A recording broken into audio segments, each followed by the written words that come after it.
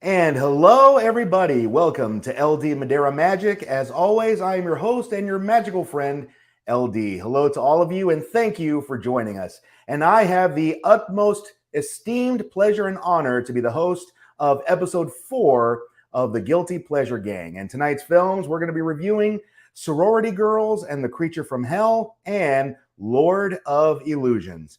We hope you have a great time. Feel free to leave a whole lot of comments, and we've got our friends standing by, waiting to join the fun. But before we bring our friends in, of course, this is my channel about magic, so why don't we go ahead and open up with a really quick magic trick just to get the party started. So, just to get us going, I have a small pack of cards here, 5 cards to be exact. What I'd like you all to do is just go ahead and focus on one of these cards. Go ahead and just look at one of them. Focus on that one card and lock that card in your mind. And even though I'm all the way over here and you're all the way over there, I bet I can read your mind. You got it? Got it locked in? Great. So I'm going to see if I can get the vibrations through YouTube. And I think I have it. Because now I have 4 cards, and believe it or not, your card has magically vanished. How about that? Now, for my next trick, I'm going to bring in our members of the Guilty Pleasure Gang. So, let me first bring in the guy who started the gang in the first place. You know him, you love him, you can't live without him. He is the one, the only, Master Chaos. Hey there, Master. I didn't know that people couldn't live without me, but I'm glad. I'm happy to be here, dude. An amazing intro. We've all been talking about it in the private chat. Very, very smoothly put together. I think it got us all into the vibe and talking. I'm not gonna say all amazing movies, but an interesting double feature here that you've laid out for us. Thank you. I appreciate that.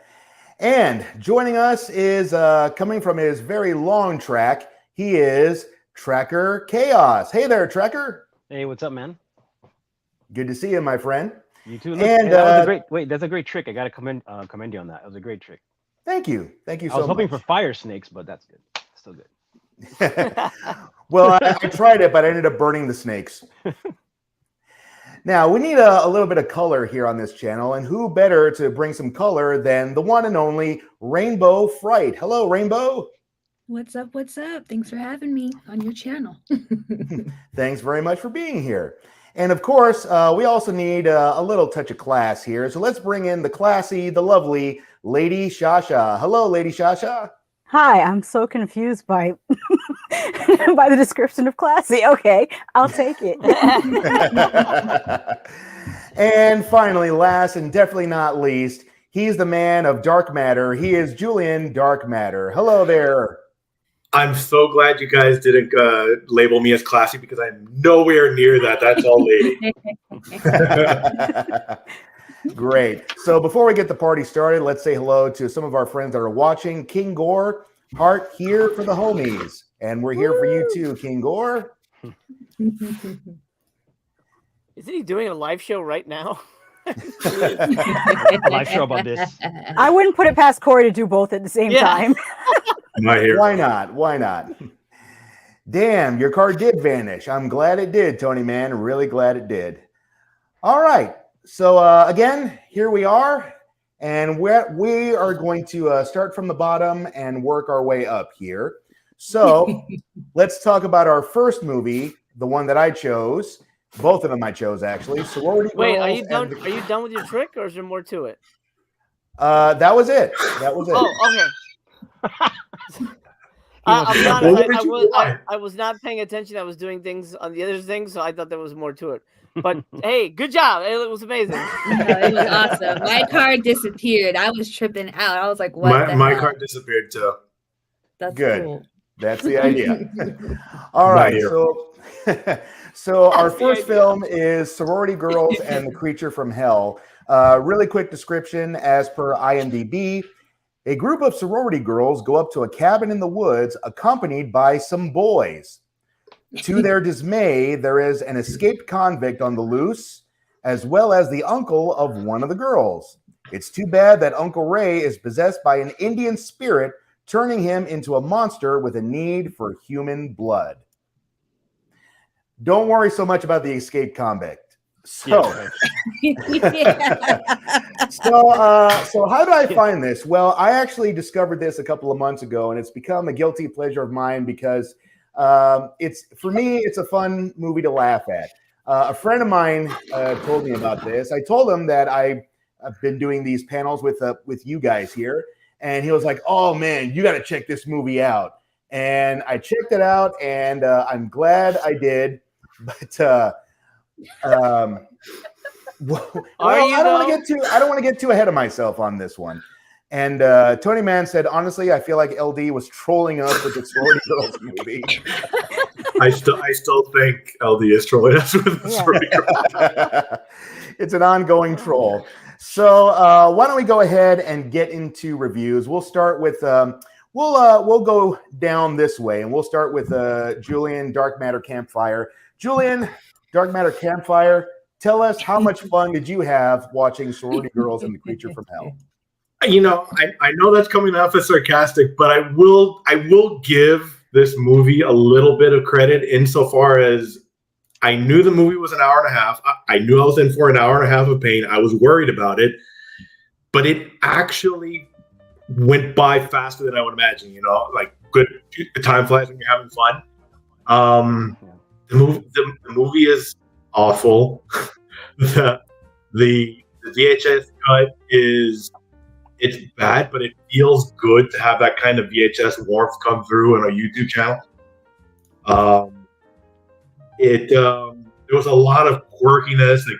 Like, I don't know if it was just me, but was the whole movie dubbed over? Like, was it filmed and dubbed over in the studio? It looked like it. Yeah. It felt so out of place. It was like, yeah, let's just get some voice actors to do what these guys are doing, running over people on the road, and you know, okay, this is my quick take. It's a bad movie. I know it's. I read some of those, like it was some sort of homage to 40s and 50s horrors, which I don't know where or how that happened, but I actually enjoyed the hour and a half I spent on it. I didn't get distracted. I didn't get. Yeah. I mean, I don't think my rating's going to reflect it, but I enjoyed the terribleness of the movie. Okay. Cool. All right. Thanks a lot. Terrence Miguana. Sorry if I mispronounced that. Hello, everyone. Thumbs way up. And hey, thumbs up to you too as well. Terrence. Not seen any of these, but I keep hearing Lord of Illusion is underrated. Oh, yeah.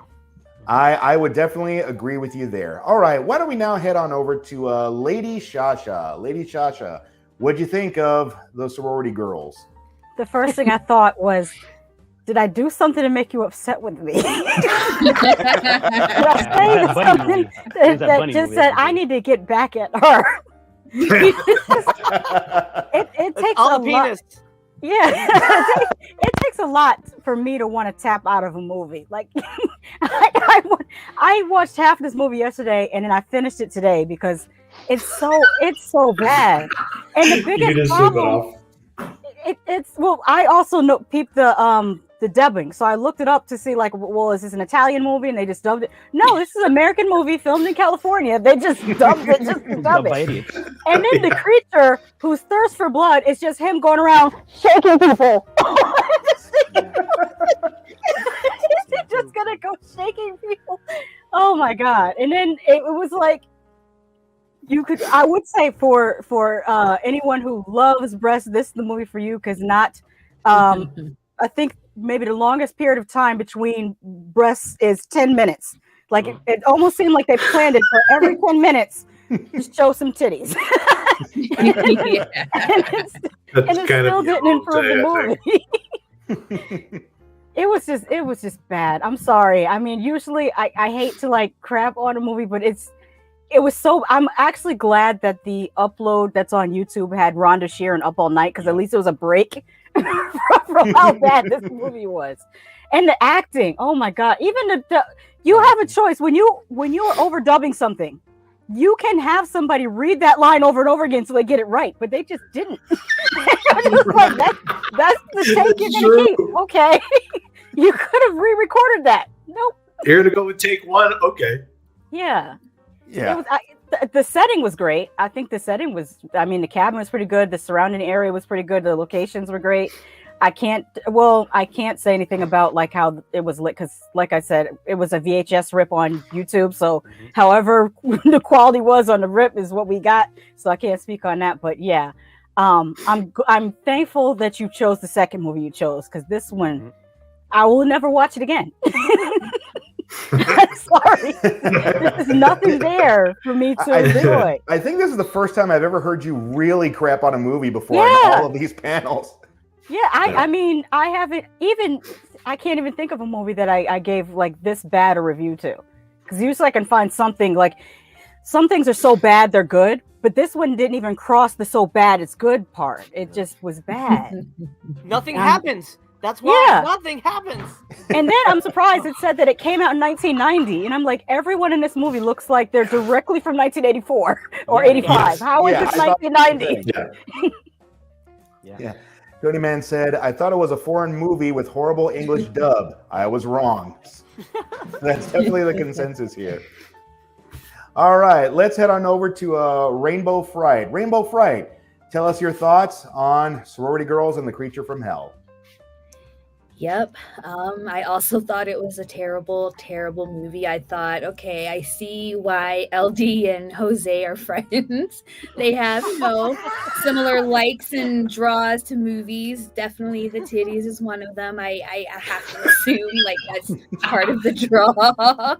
And yeah, it was just poorly put together. There was just absolutely zero talent behind the camera, unfortunately, and I'm glad this is the one and only movie this director did. The dialogue was just, it felt like it was the ideas of what you want somebody to say, but without actually writing a thoughtful script. It was just like, this is what I kind of want to have happen in this scene, and the dialogue was just so literal and just stupid. Like one part, they're like, the lights go out, and one girl's like, what was that? He was like, the lights, they went out. Like, well, no shit, that's not what she's asking. You can see that the lights went out, but why did the lights go out? And it was just a bunch of dialogue like that going back and forth, and that evil thing in the cave just totally reminded me of Legends of the Hidden Temple on Nickelodeon. That's exactly That's all I thought the exact same thing. Yeah. And so it just wasn't scary, obviously, at all. It was just hokey and just silly.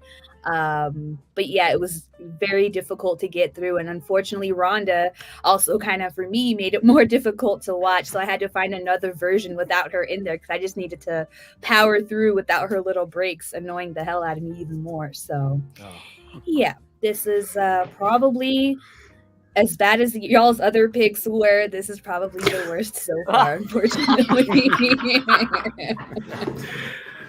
That's kind of the worst one ever. All right. I'm proud of myself. Sorry, my friend. I'm so All sorry. right. No problem. No problem. I really take no offense to this negativity whatsoever. I really, really don't.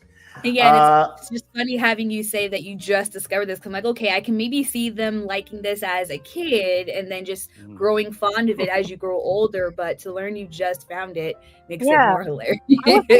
I had assumed that you saw this in middle school, and that's why it's like a favorite of yours. And I could understand that because I remember me and my friends abusing the pause and replay button, rewind and pause when we found out Arnold Schwarzenegger was walking naked in Terminator, and we watched that scene so many times. Wow. So I get it. Well, you know the what? thing Maybe is that would have saved this movie. LD hasn't seen many movies. That's the problem. He's just like a handful of things. That's why this is the best he's got. The really sad thing, MC, is that you're not wrong. I know I'm not. All right, let's jump on up now to Tracker Chaos. Tracker. I agree with Rainbow. That's exactly what I thought about the Legends of the Hidden Temple. I literally was gonna say that. Actually, an episode of that show is better than this movie. Yes. This movie should have been called. I put this down because I didn't want to forget this. It should be called Sorority Girls and the ADR from Hell, because it's true that ADR sucked and is the worst screaming and crying from anybody, man or woman, I've ever heard of in my life. I mean, that was such a horrible everything. Oh my god, the escapee thing. I was thinking about that too. What was the point of that? I thought maybe he was going to become the reluctant hero or something kind of deal. No, the guy literally could have been running in the background. He literally goes from point A to point B, and it's like he's saying, "Hey, look what's going on over there." He escapes, and it's like nothing. Yeah. Like, let's put a subplot. No, you're expecting plotting. They threw a bunch of animals into a box and shook the box. That's this movie. Yeah. No, Yeah. I mean, honestly, for me, it did go by pretty quickly, and I really am so happy that I got the Rhonda Shear version, because that really made everything, because I was able to digest the movie a lot better with her in the mix, because that movie just, and the fact that the quality was so bad made it easier to watch because you can hardly watch it, so. Got it. So, yeah. All right, cool. And let's head on over. I can't wait to hear what he has to say. Master Chaos, the floor is yours. Go for it. I loved it. It was so good. No, well, first of all, we should clarify for those of you watching who don't understand what we mean when we say Rhonda Shear, what that means. There's two versions on YouTube. It's the only way to watch the movie. One version is just the movie, then the other version is when Rhonda Shear hosted it on USA Up All Night. But the person who put it on YouTube cut in all the the unrated version of the movie, because obviously USA Network's not going to show boobies, so you get the full movie, but you also get the little Rhonda Shear bits, which is great. I grew up watching Rhonda Shear and Gilbert Gottfried, so that was really cool to revisit that. That was my favorite thing about watching this movie, and then it stops right there. I consider myself a connoisseur of this type of movie. Anything with sorority girls or sorority babes in the title is something that I've at least become familiar with in some way. And when LD brought this movie, to our attention, I'm like, what the fuck is that? I've never heard of that. I thought you'd made that title up, and I looked it up and it's real. I'm like, all right. Now I understand why this movie's not talked about. It's because anytime anybody watches it, they never want to talk about it again. It's one of those things like, what? No, done, garbage. Moving on. That stays in the trash, where it belongs. It is so awful on every level. I think Julian mentioned it briefly. Like, the script is very messy. There's almost nothing going on. There's an escaped convict. You're right, TC. I thought he was going to be the hero at the end or redeemed for the crimes. No, man. He's just going to run around and then leave. What the fuck? Why? Can I Why do interject you for do a that? second? Yeah. Do you think this might qualify, given what it is, for a VSA for Vinegar Syndrome? Because apparently, based on Not a what they put VSA, out- but I 100%. I think Vinegar Syndrome would 100% put this out. They put this out? Oh, okay. Oh yeah. This feels like their kind of movie, but completely disappointing on every level. The monster looked like shit. The only good thing is that yes, there's a ton of nudity throughout the movie, but even after a while, it's like so dark that you can't even tell what's happening. It's like they had only a flashlight to shoot the movie. It's frustrating. The kills are stupid. There's almost nothing redeeming about the movie except for the nudity. And this is me saying it. It's not enough. It's not enough. But this movie reminded me of Demon Warp. It's almost exactly like Demon Warp. I think we can agree Demon Warp is way friggin' better. It is better. Demon Warp had a story. It had a narrative drive. There was characters doing things. There was a villain. There was twists and turns. This was just the sorority people had no idea what was happening for almost the entire movie until literally the last 10 minutes. And like, oh, what? No. No, you guys gotta be involved. I don't care about you guys hanging out. That's not important to me. I don't care about this stupid guy in a mask killing random people in the woods. It was a mess. It was awful. And LD, I've got you on tape, and I'll play you before you give your rating because I want to make sure that, because this is different. Of course, different movies hit you different ways, and for some reason, this movie spoke to you. I don't know why, but this movie spoke to you in a different way than Demon Warp did. I'm curious where your ranking will lie. I don't know if you remember what you put for Demon Warp. I do, and I'm gonna call you on it when we get to the rating. So that's it. That's my opening salvo. Go ahead, LD. Well, now I'm nervous. Should be. So let me. I think I should try to explain why this is a guilty pleasure of mine. Why this became a new guilty pleasure of mine. It's a movie I love to laugh at. I love how horrible this movie is. I don't disagree with anything that anyone has said here tonight. And just like Trekker said, we see our convict in the beginning, and I thought he was going to be the one possessed by this demon from hell. And later on, it's like, okay, he's not possessed. Well, maybe he's going to be the hero. Maybe he's going to be redeemed. Instead, he goes, oh, there's a creature there. And then we see him at the end of the movie hitchhiking twice. Okay, sure, why not? That was so weird. A weird thing. And by the 22-minute mark, I was saying to myself, can we please get to the creature from hell? Can we please get to the creature from hell? I will say one line that made me laugh. It was JJ, and it's after he has an argument with his bros, his two bros, who I wanted them to die so much, but he argues with his bros, and then he just kind of stands on his own, and he says this line where he's just thinking, Belinda, Lake. Now that's some quality writing right there. Yeah. God, I mean, who says that? Who says that? It's funny. We're making fun of the demon, which is more like from that old show. The voice reminded me of that old Simpsons episode where they find where Lisa finds the skeleton of an angel, and then at the end of the episode, the angel comes to life and says, "Prepare for the end of high prices. Come check out the new Springfield Mall." I couldn't get that out of my head. Then all of a sudden they're partying, and then they all of a sudden decide, "Hey, let's watch the news." Okay, and we see this news story about this convict who does absolutely nothing for the film. And then, of course, Gerald, not Jerry, Gerald. What a weird freaking guy. I hated how he's always talking like Seinfeld for some reason. And he's talking about these the same weird lines. Like he's making out with the weird girl and with the nerd girl, I should say, not weird, the nerd girl. And she says, "Oh, I'm so hot." And Gerald actually says, "Well, that's because you're wearing wool. You should be wearing cotton." It's like, who says that? Who says that? Really, who says that? And not even just like his weird conversations, but what was that fantasy that he had when everybody went into the house and he was next to the jacuzzi? He's like fishing a girl out of the jacuzzi, like, oh, Jerry. Nonsense. Good old Jerry. Yeah.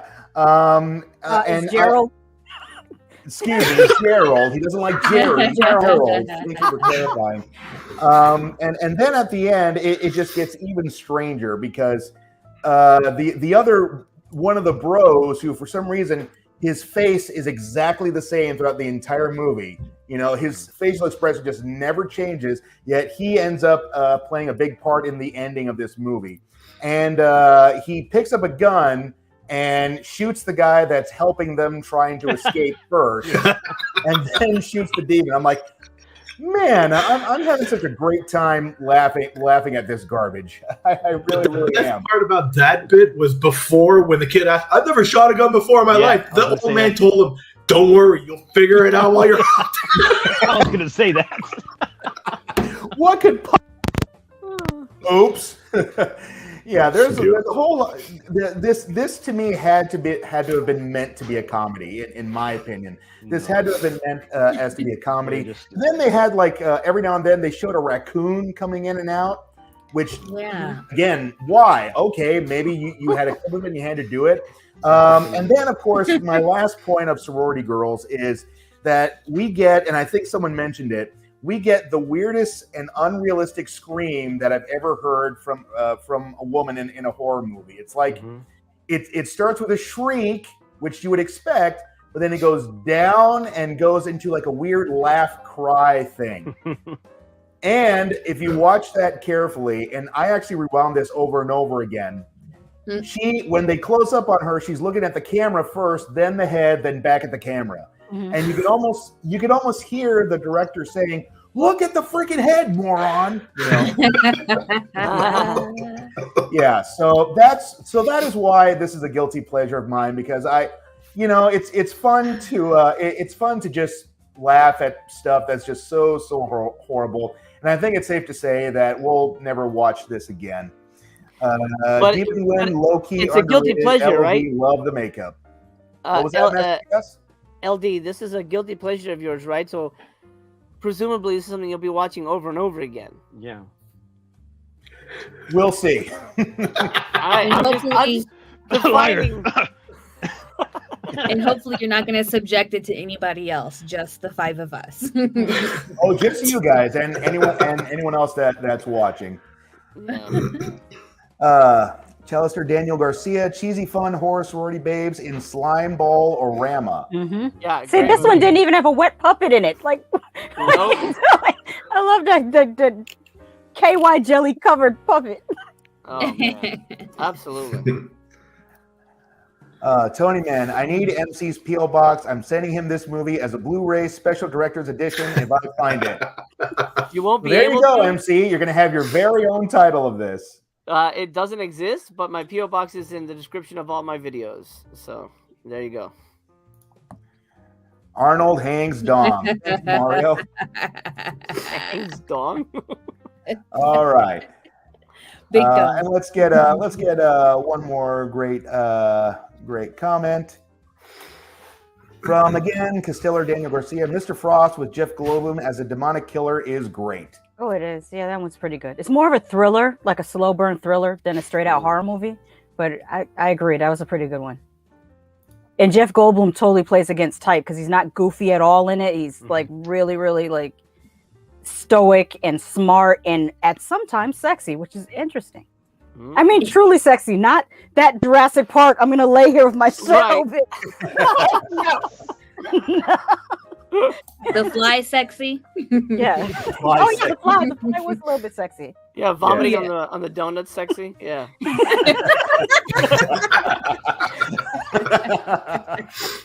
Well, why don't we jump now to our ratings? So we'll go in the same order. So, Julian, what rating are you going to give for Sorority Girls? Before I go into my rating, I kind of wanted to add on a little bit to what Rainbow said about how the script felt like people were just like taking ideas of things and words they wanted to say, just put it out there. It felt like this movie was scripted, it was written. Someone sent the script to a localization company for translation. Yeah. They came back with broken translation, and then they had the actors read that translation onto a new dub version of it. This movie it really feels like it's not a movie that is to be watched by yourself, which all of us did, unfortunately. You could have just done it to be watched, but okay. Yeah, that too. But I like this. I think this movie has some redeeming value in that it is a vehicle for friends to get together and joke about the movie while you're watching it. I think that's the only redeeming quality for this movie. Last week, a friend and his daughter and I watched Trick or Treat. I think it was in 1986 with Gene Simmons and Ozzy Osbourne making cameos, and the movie was terrible, but we had such a good time making fun of it. That's a great movie, though. I like it. It is. It is. It's good, but it's so perfect to make fun of while watching it. And I think Sorority Girls and the Creature from Hell is definitely one of those movies, like, never to be watched by yourself. You have to watch it with people. Mm-hmm. And if I'm going to give it a rating based on me watching by myself, I'm going to give it a 1 out of 5 raccoons coming out of the hole. All right. Thank you, Julian. Lady Shasha, any final thoughts and your rating? I I hated this movie so much. Like, I barely made it through. It just wasn't interesting for me. I'm giving it half an augmented titty. Nice. Because at one point there was one point in the movie I could swear the girl was laying down and the creature like ripped her shirt open and you could still see the breast implant scar like You didn't even let her heal after the surgery. I was like, she needed to put some makeup on that or something. I don't know. You have to put some makeup on a freshly. They didn't have a budget for makeup. Yeah, like Yeah, all the budget went into that helicopter in the beginning. which I think was a military helicopter. And I was thinking, why are they using military helicopter? Police have their own helicopters. They don't use. Well, anyways. All right. Thank you, Lady Cha-Cha. All right, Rainbow Fright, final thoughts and your rating. Yeah, so for me, there's definitely no redeeming qualities for this movie. I wouldn't even subject a group of friends just for fun to watch this as a laugh because it's just not going to do it for any of us.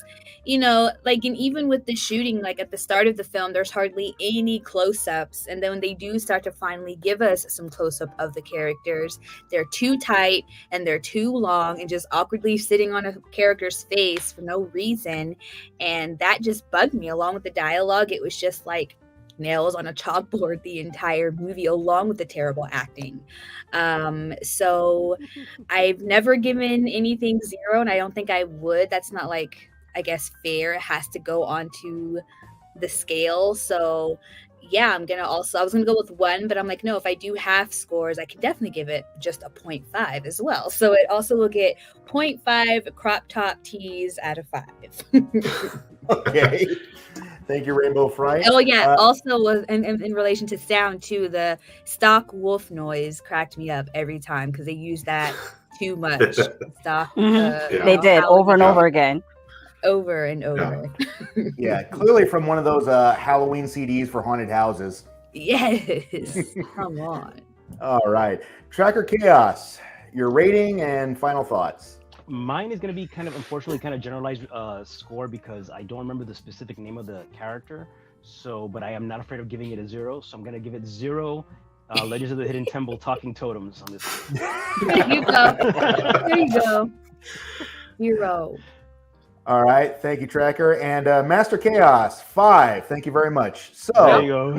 Yeah, actually, I'm probably going to rate it. I have a feeling I'm going to rate it higher than you will, LD. Really?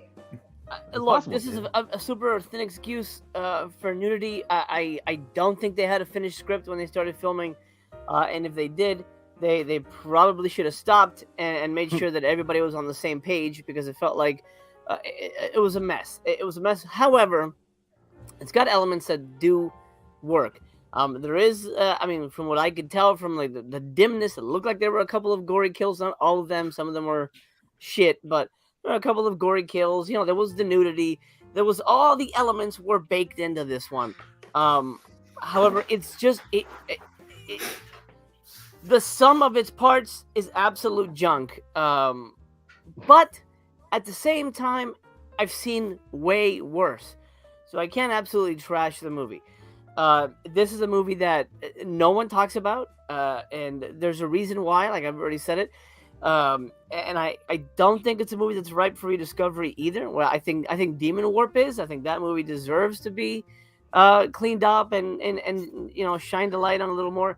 This one to me falls a little flatter than that movie. However, on my scale, the way I rate movies, I can only give it. What was I gonna say? I forgot. Oh yeah, I'm gonna rate it 2 jacuzzi fantasies out of 5. Nice. Wow. 2 jacuzzi fantasies. Nice.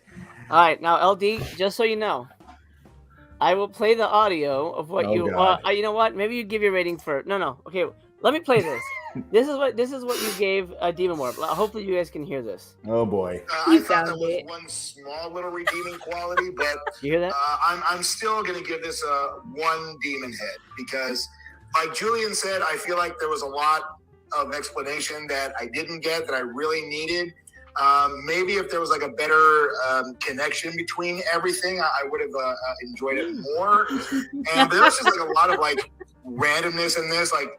The Sasquatch breaks into the cabin. Interesting. And our lead guy just points the gun at him. Doesn't shoot him, but just stares him down. The Sasquatch just steals the blister and walks away. So there's like a lot of like randomness in that regard. So I couldn't wait for this film to be over. Seriously, I could not wait for this film to be over. Okay, so yeah. you go with one demon head, okay? LD, Screwed what are you gonna give this movie? You Just are brutal. essentially That a is worse brutal. version. That is savage. That is a Wow. worse. This is a worse version of Demon Warp. Take it away. I did give Demon Warp 1.5 myself, so it did get a whole point higher for me. There you go. Very good. All right, let's talk about Lord of Illusions. Good call. No. My rating, this is obviously not a great movie, and I know that's a huge understatement, but it's not a great movie. This is for me, and I agree with Julian. This is one of those movies where you get a bunch of your bros together, and you just enjoy laughing the shit out of this. So I am actually, believe it or not, I'm giving this 2 fantasies, 2 fishing fantasies. And why? Because yes, I think the movie's garbage, but there's so much about it that we can laugh at together. And that's the joy of this movie. It's a film you do not have to take seriously at all. And it's just a dumb movie to laugh at. And well, don't worry, we're never going to watch this again. Thank you, Gerald. So yeah, and we'll never have to see another scene with police shooting guns that don't actually fire. I couldn't help but notice that. Yeah. That It was like happens. weird sounds too. Like they didn't even sound loud or like gunshots. I was like, okay, Not I guess at they all. shot something. Mhm. Not at all. You know what? We didn't talk about the opening at all with the girl on the bicycle. That was like the longest. I forgot that. I did forget that. How can we distract a cop? Yeah. A girl in shorts on a bike. That'll do it. Boy. Only the best for Tubi. You are absolutely right, King Gore. You are absolutely right. Here's another one from King Gore. You seen Mind Prey from '99? What did I just watch? And I said in the comments, no, I hadn't, but I added it to my watch list, and I was telling him that it's on Tubi. so that's Mind good. Prey. Okay. It was going along with the Mr. Frost conversation in the chat because we were talking about Jeff Goldblum being in Mr. Frost, and there's a movie that's almost the exact same story as Mr. Frost, but it stars Eric LaSalle, and it's called Crazy as Hell. Okay. And then he Okay. brought up Mind Prey. Cool. Okay. Adding that. Terrence Miguana, I miss Jeff Goldblum being serious actor. Don't we all? Don't we all? Mhm. He's making money, man. He's playing himself. That's what's Yeah. important. Yeah. That's what we came to see. This is a request from Tony, man. I want Lady Shasha to do a double feature of this movie and Halitosis, The Legend of Stankmouth. Oh my He God. asked me to review that movie at least once every 3 months. And I like Tony, man. I tried to watch it. I didn't make it through like the first 25 minutes. It was so bad. Bad. I will try. I will Uh, try again. I'll try to finish Halitosis, The Legend of Stankmouth. I will So try. Well, then this poses a question for you, Lady Shasha. If you could only watch one final movie on your last day on Earth, is it going to be Halitosis or is it going to be Sorority Girls? I'm going to go with Halitosis. That was quick. Not a lot of thought at all. All right. Well, I think we've given ourselves enough pain right now. Now let's go ahead and head on to some pleasure. And that did not come out the way I meant it to come out. But well, you get the idea. Let's So- pleasure ourselves with the next film.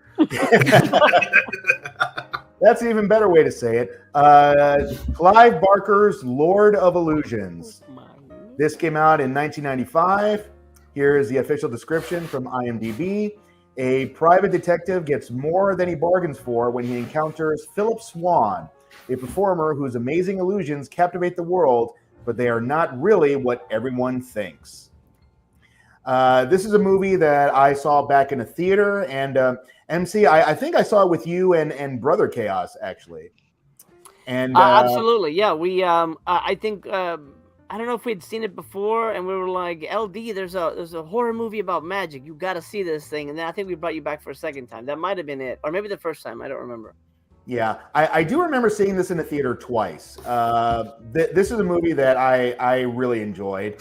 And so we're going to see what everyone else thought of it. So now we'll go in reverse order, and we'll start with Master Chaos. So, Master Chaos, your thoughts on Lord of Illusions?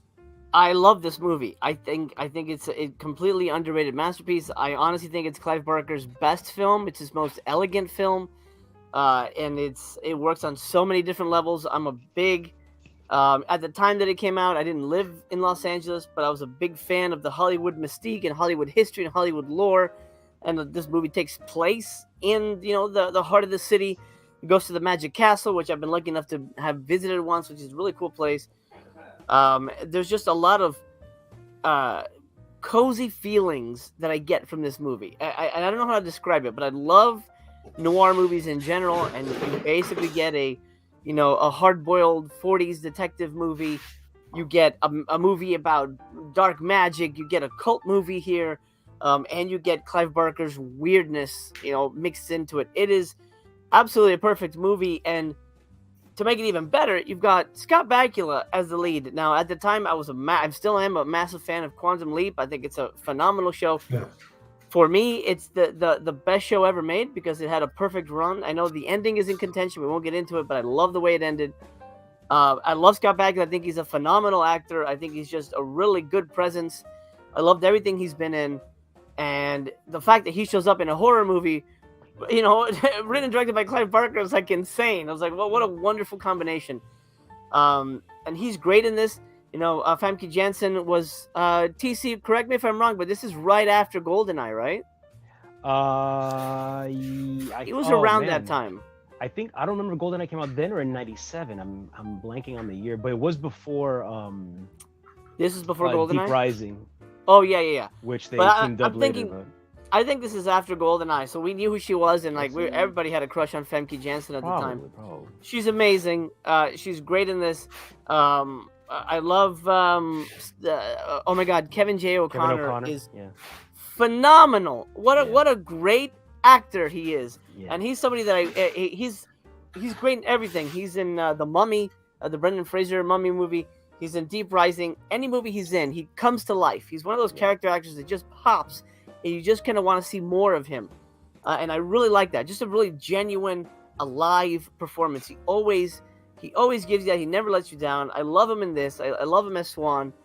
Daniel Von Bargen is amazing. I mean, there's so many great elements in this. I'm not going to go into spoilers, but this movie, to me, always works. And it's just a phenomenal movie. And I know a lot of you haven't seen it out there. Do yourselves a favor. Track it down. I have a feeling... this one's going to be loved across the board, but I won't speak for everyone. That's it for me. TC. All right. Lord of Illusions. Lord of Illusions came out 3 months before GoldenEye. Okay. Really? Okay. All right. Cool. MC, before we move on, you mentioned Quantum Leap, and I agree, it is a fantastic show. Did you know that they did a reboot of Quantum Leap, and have you seen it?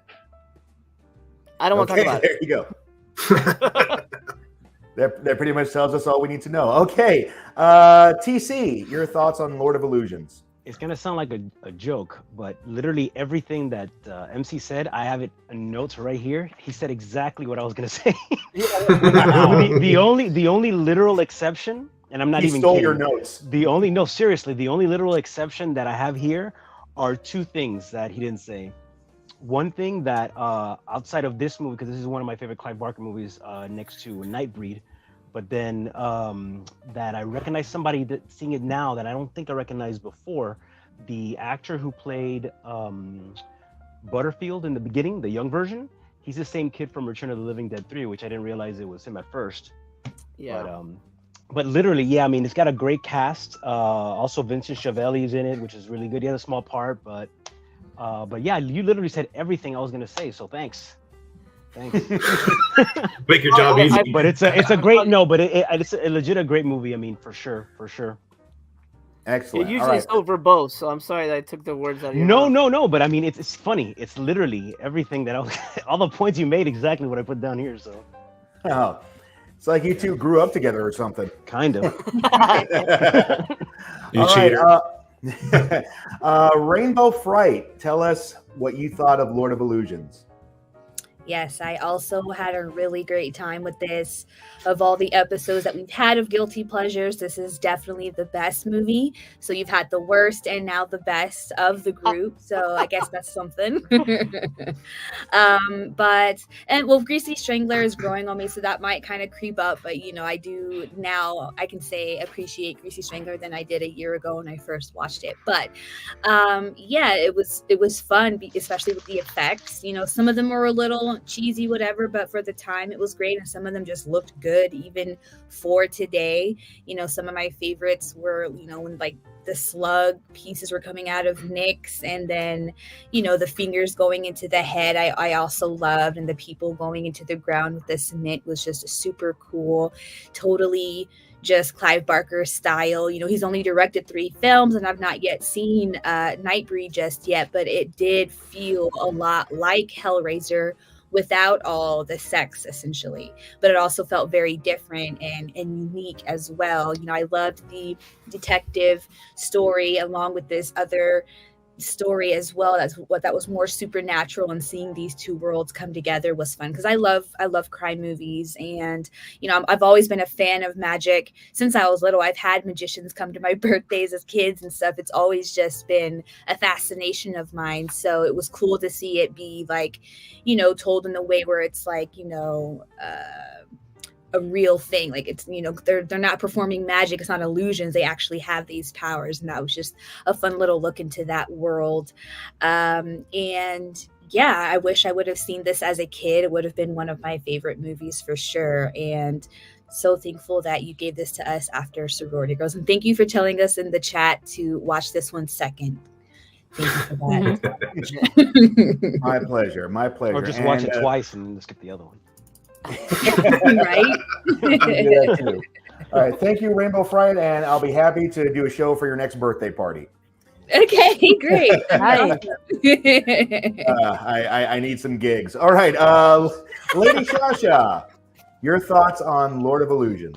Well, I am a Clive Barker fan, and I believe I have both his books of blood are right up here, which I think it's volume 4 through 6 that this one comes from. It's from a short story called The Final Illusion, and another one that was from a short story, Castle Freak. I think that was no, that's Lovecraft. Sorry. Yeah.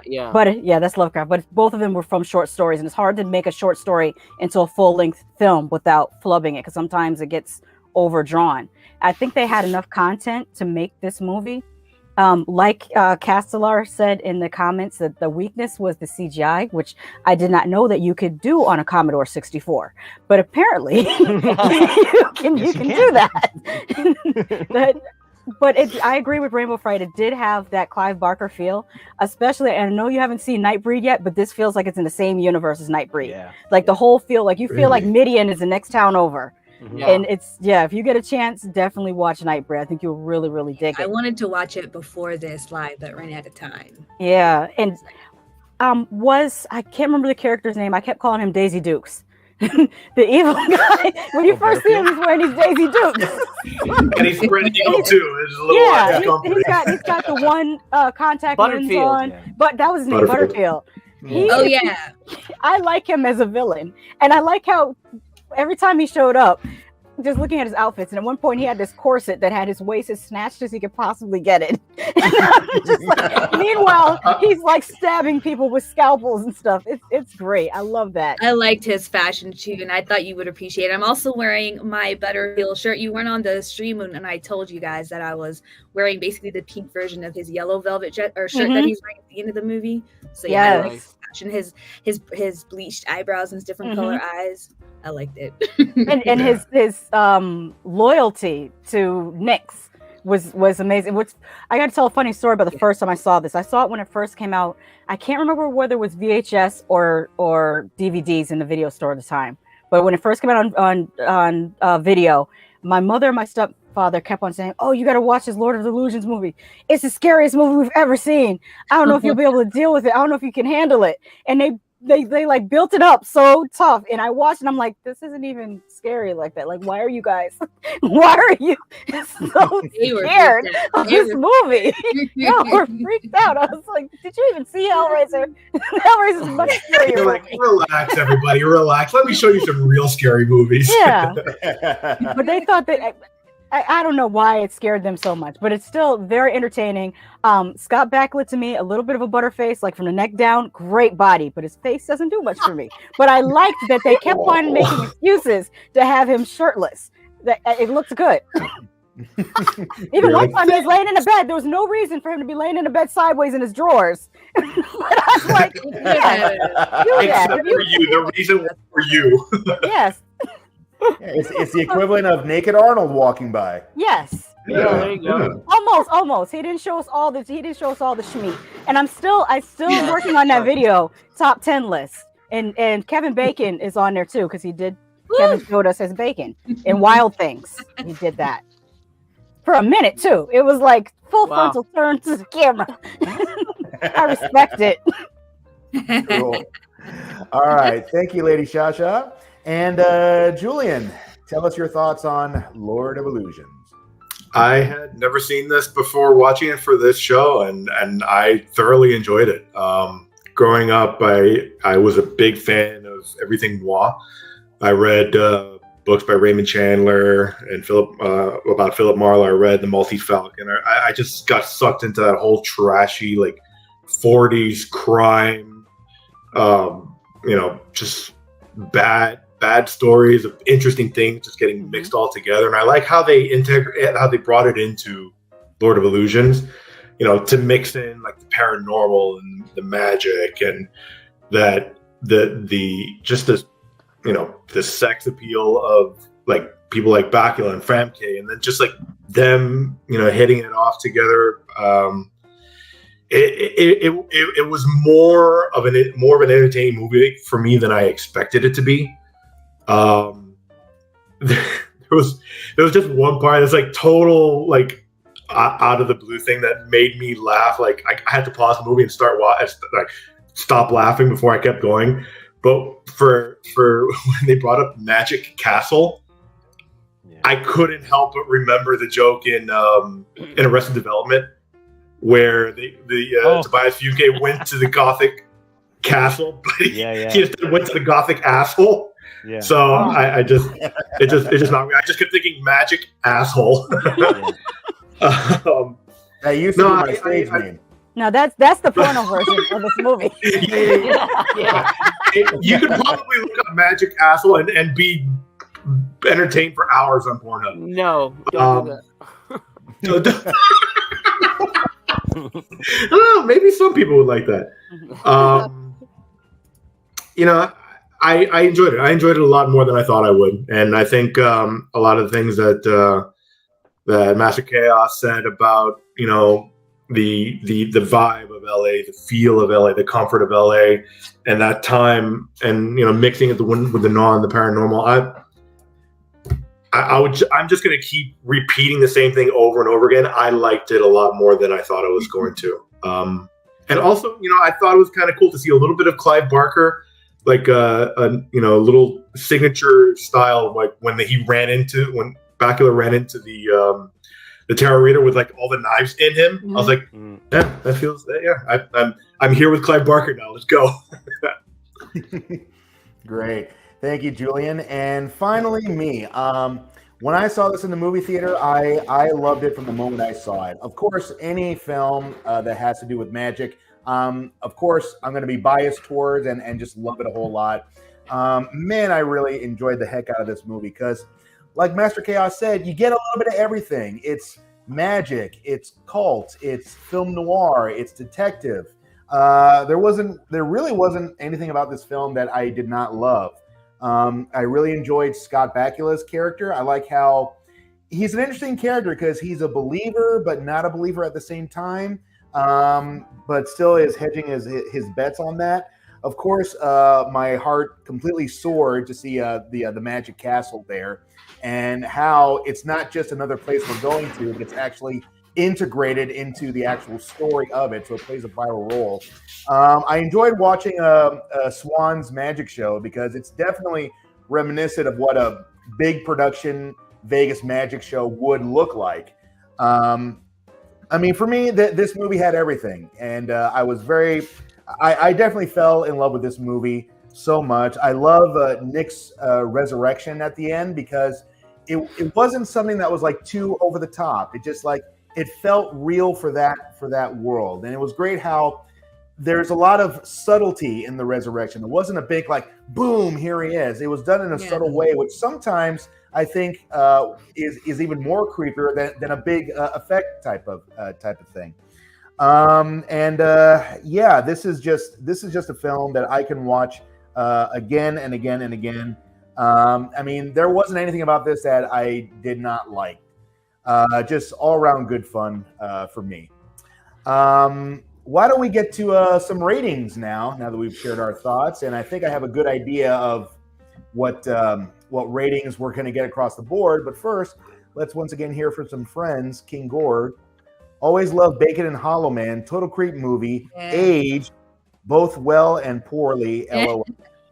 I love that movie. That's a good ass movie. Great. Hollow Man. Yeah. Yeah. Castellar Daniel Garcia, magic supernatural kid horror flick Making Contact. Oh, That's the I movie remember that. I remember that. So good. That's the movie that me and TC bonded over. That was the first movie we actually watched together. So good memories with that one. Yeah. How about that? Kevin Bacon was great in Stir of Echoes, Tremors, and Flatliners. Yes. Stir of Echoes has got to be my favorite. Totally So agree good. with that. And one more, Lady in White, good ghost Halloween film. I haven't seen that one, Lady in White. I don't think I've seen that one either. Lady in White. And I think it keeps popping up in suggestions in either Tubi or Shudder. Yeah. I know I've seen the Lady in Black, but I didn't see the Lady in White. It's like Tubi. Mm-hmm. And one more from Tony Man. I guess Lord of Illusions was good because I kept falling asleep during the action and woke up during the expositions. Then again, I was tired and I still love Famke. Famke Johnson. Forgive me for mispronouncing the name, but let's now go to ratings. We'll once again start with Master Chaos. Final thoughts and your ratings for Lord of Illusions. I want to see more Harry D'Amour movies. Harry D'Amour is basically Clive Barker's James Bond. He's in a ton of other stories that Barker has written. Cool. Scarlet Gospel, I think, is the name of like one of his most recent books. Mm-hmm. Harry D'Amour is one of the main characters in that. I'd love to see more Harry D'Amour. Unfortunately, Lord of Illusions didn't do very well. To the point that I think not a lot of people who know Clive Barker have even seen it. So it's unfortunate. And Harry sort of has become a very, very obscure character. But I love that character, and I hope in some way he can, maybe a TV show, who knows. But Clive Barker's not doing the best. He's not in the best of health. I'm not exactly sure what is wrong, and I'm not going to speculate. Mm-hmm. But it's unfortunate, and we wish him the best wherever he is. I know I've tried to get his autograph multiple times in different ways. However, one day I walk into a comic book shop, and I'm just looking through they have like a rack of posters. I'm looking through the posters, and I see Lord of Illusion. And I'm like, oh man, I love that. I'm gonna get this poster. I love this movie. And then it's like one of these like, one of the little like flippy kind of things. So it's like a big old thing, and the guy has to go and get it. And he goes, "Oh, did you notice the signature?" And I hadn't. Clive Barker had signed it. There was some kind of event at the store, so Clive Barker had signed this Lord of Illusions poster, and the dude he didn't sell it to me for like $100. I think it was like $20. Wow! So I got my Clive Barker autograph on a Lord of Illusions poster. Wow! I never got to meet the man, but close enough for me. I love this movie so much. 5 stars, because I could rewatch the shit out of it.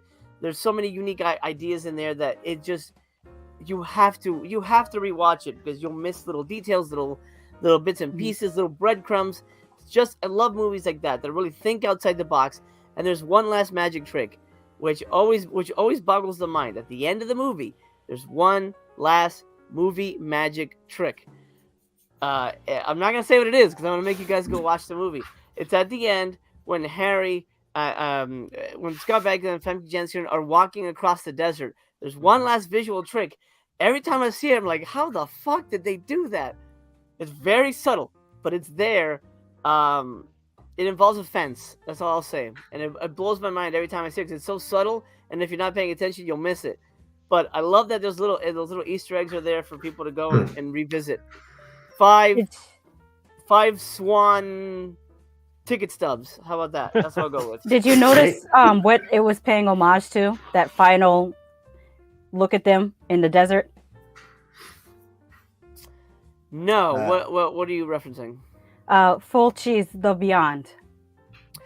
Oh, that's interesting. Yeah, I could see that.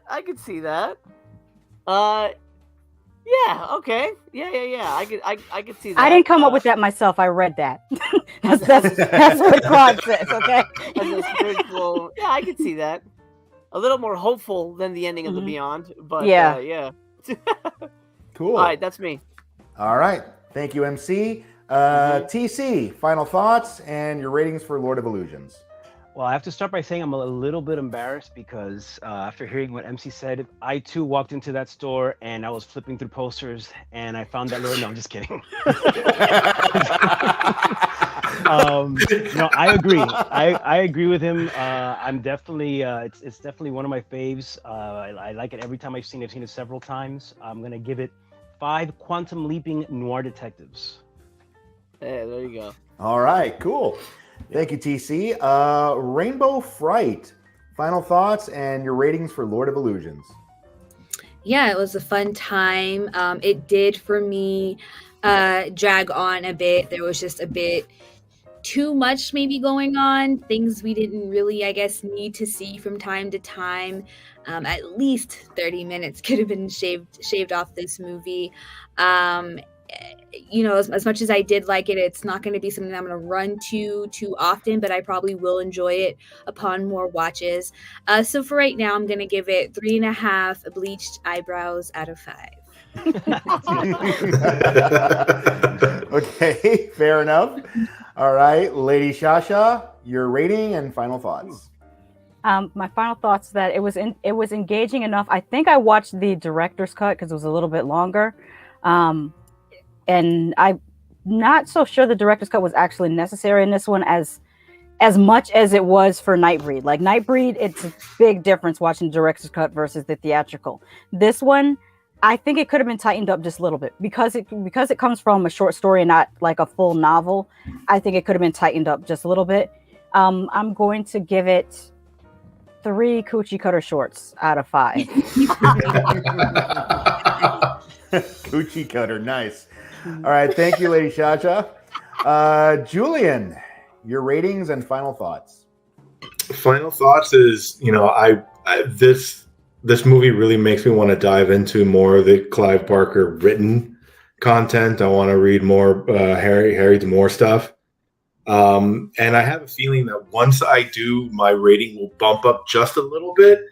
But I feel like it's already going to be higher right now because I really enjoyed the movie. I'm going to give it 4 cult members getting sucked into the ground. Oh, yeah, that was great. Right, yeah.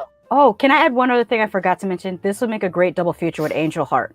The feel of it and also it being a detective story. I think for those watching that haven't seen Lord of Illusions, if you enjoyed Angel Heart, I think you would enjoy Lord of Illusion also. Yeah. Okay, great. Thank you for that. And for me, I think this is going to be the first time I give this rating on any of these panels. But this, for me, definitely gets 5 binding masks. I enjoyed this so much great imagery in this. I loved how when Swan dies from the escape gone wrong, it looks exactly like that tarot card that he saw earlier on. I mean, that was just great directing there. Just so much about this that I love. I can watch this again and again and again, and I'll never get tired of watching this film. So there you have it. 5 binding masks for Lord of Illusions from me. I almost forgot something else as a good thing, that Famke Janssen had like the best wardrobe in this movie. Yeah, she did. Yes, she did. Yeah, her outfits were Yes, she great. did. The hats too. Yeah, yeah, and that's corset. yes. I love that satin corset. Oh, that was sexy. And this movie gets double points for using the tarot cards the correct way. Because when they first flipped it, I was like, they're gonna do that thing where they use the death card in the wrong way, but they didn't. They used, I think it was like the 10 of swords, or it was a certain amount of swords, which is the right Mhm. card to use, and not the death card, because the death card doesn't necessarily mean death. So it's Yeah. rare for movies to actually use the tarot cards in their intended way. That's Clive cool. Barker knows his shit, I That's Clive guess. Barker, man. Yeah, because Taylor Daniel Garcia. Speaking of magic shows in Vegas, what are your feelings and thoughts about Chris Angel, LD?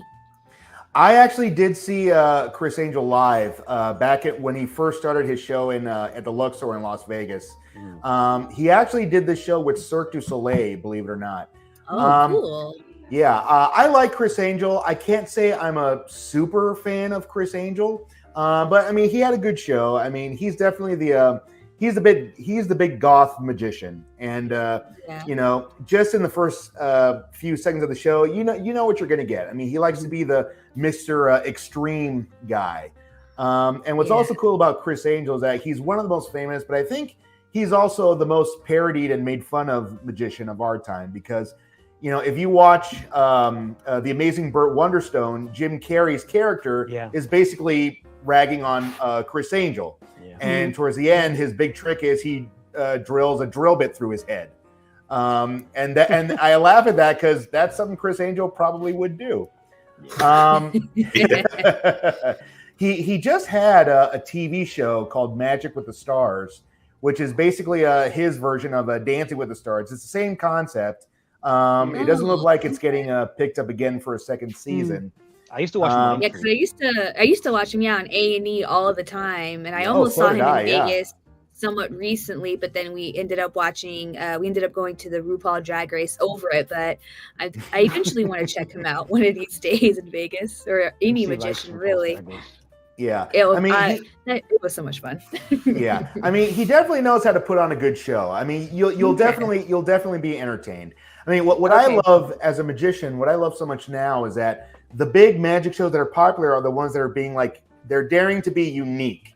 You know, like Chris Angel is different, Penn and Teller is different, David Copperfield is different, and that's for me a big thing for magic shows, because you know, how many of the same type of magicians do we see over and over and over again? Exactly. Yeah.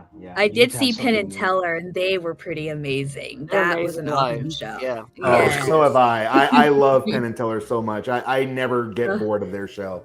Yes. All right. Well, that brings us to the end of episode 4 of the Guilty Pleasure Gang. And of course, we have episode 5 to look forward to. But first, we got to find out who's going to be hosting episode 5. So, Master Chaos, you are the gatekeeper, the one who decides our fates. Who's going to be the next host of the Guilty Pleasure Gang?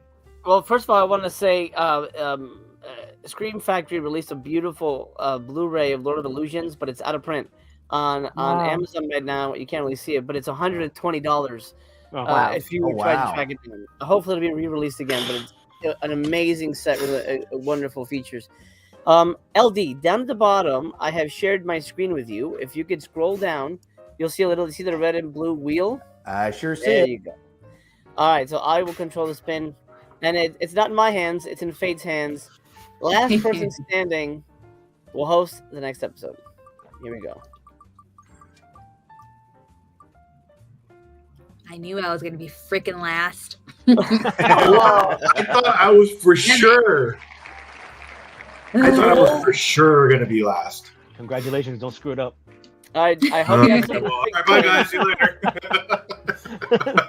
He's going to be presenting Sorority Girls too. TV, it's my turn. I'm gonna ask that we watch Sorority Girls and the Creature from Hell again and give it a good honest effort. I think next time, even if it's Rainbow's turn, we should do the wheel anyways.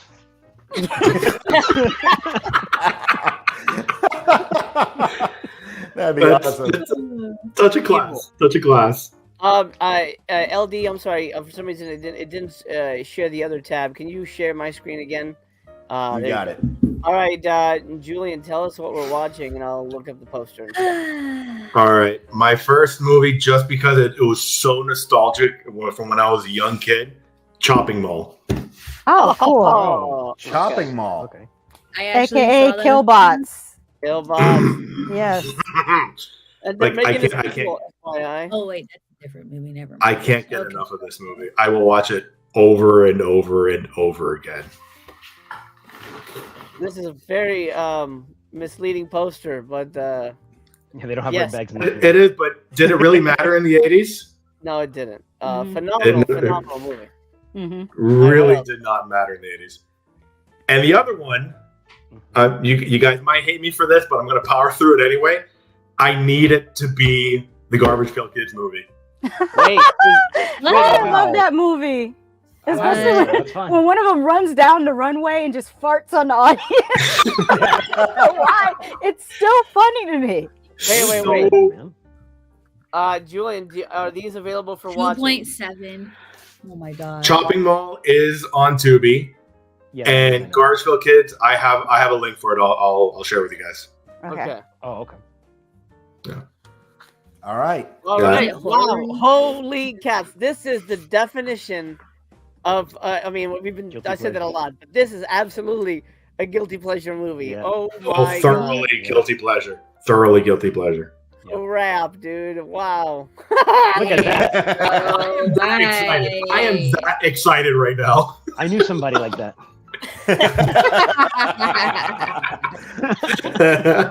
Wow. Let's just let this image sink in a little bit. Yeah, it's beautiful, guys.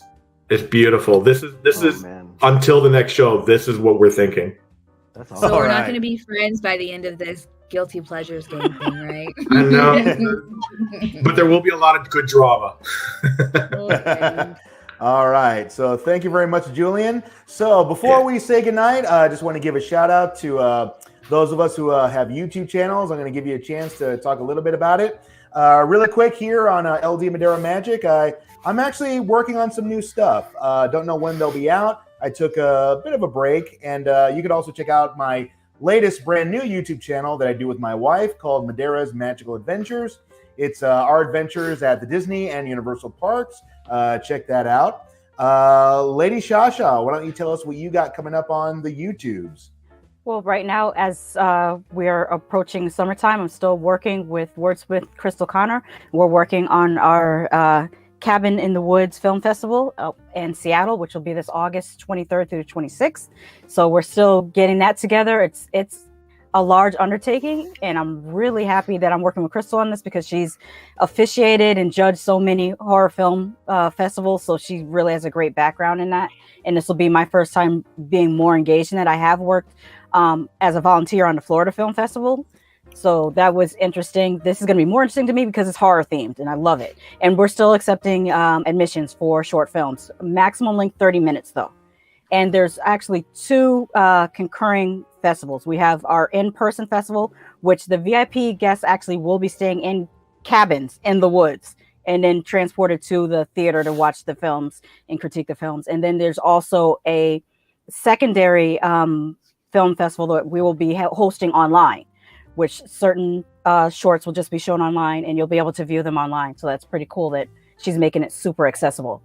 In addition to that, as always on Mondays, I'm on Hood Podcast. We're talking about news of the weird. Although last week we ended up having a big discussion about Marvel versus DC in lieu of the whole Flash trailer, which I'm calling Batman and the Flash. That's what wait, I'm going to see Batman. That's The right. That's Flash what is we're going to all be calling there. it. I thought it was a Batman movie. Batman. Yeah, it's a Batman movie starring the Flash. Yes. All right.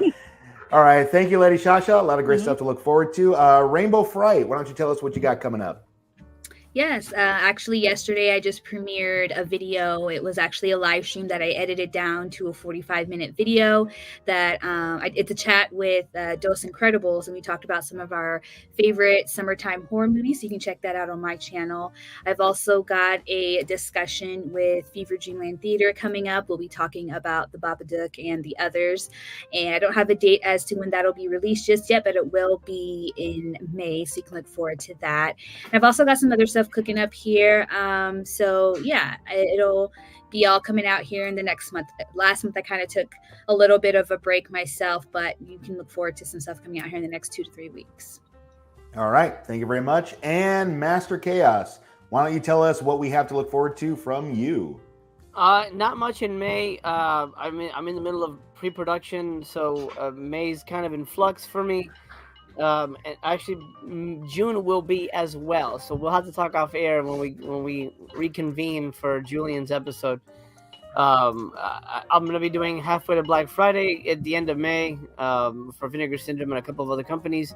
So we'll be doing a live show for that. But that's it.